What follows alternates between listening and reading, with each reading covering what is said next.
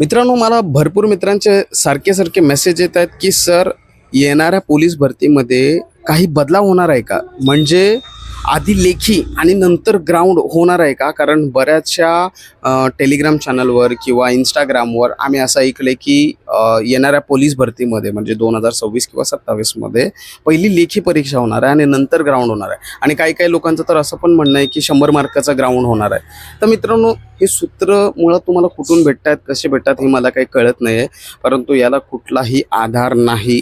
Okay, तर कृपया करून तुम्ही ह्या सगळ्या भानगडीत पडूच नका.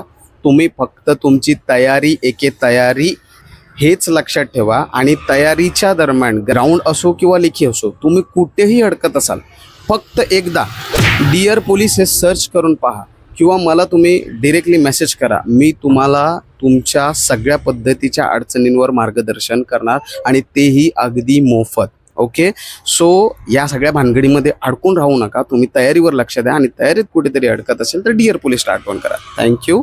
जय हिंद.